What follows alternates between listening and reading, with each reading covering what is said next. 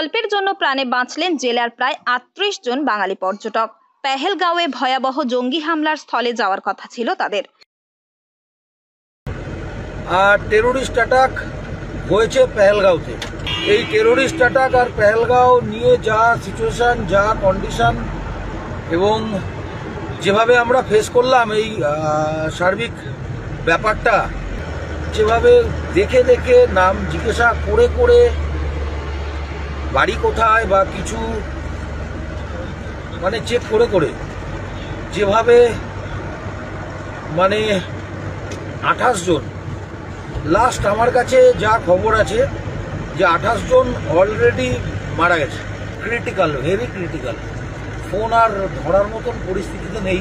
আজকের ডেটে পেহেলগাঁওয়ের অবস্থা সত্যি সত্যি খুব খারাপ। উপরে উঠতে দিচ্ছে না। ইনসিডেন্ট হয়েছে দুপুর 3টে নাগাদ। ঘটনাটা ঘটেছে দুপুর 3টে নাগাদ বৈশারণ ভ্যালিতে। বৈশারণ ভ্যালি কোথায়? পেহেলগাঁওয়ের থেকে জাস্ট 6 কিলোমিটার উপরে। এক কথায় চিনে যাবেন মিনি সুইজারল্যান্ড। সেই মিনি সুইজারল্যান্ড যে আমরা ঘুরতে যাই, পেহেলগাঁওয়ের মেন অ্যাট্রাকশনগুলোর মধ্যে অ্যাট্রাকশন মিনি সুইজারল্যান্ড।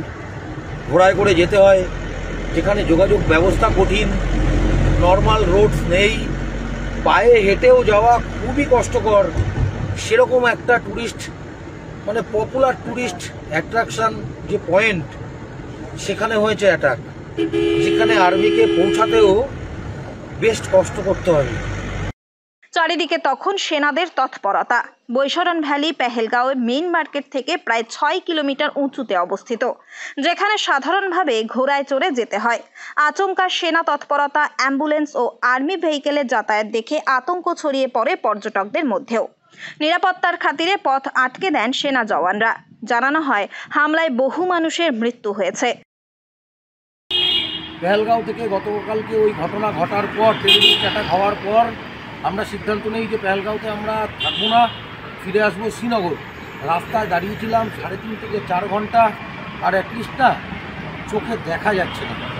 কিন্তু গতকালকের কথা যদি মনে পড়ে, জাস্ট একটা বিভীষিকাময় পরিস্থিতি এবং একদম কি চিন্তাভাবনার বাইরে যে এতটা খারাপ সিচুয়েশান, এতটা খারাপ পরিস্থিতি, উপরে হেলিকপ্টার আর নিচে অ্যাম্বুলেন্সের যাতায়াত, কন্ডিশন খুব খারাপ।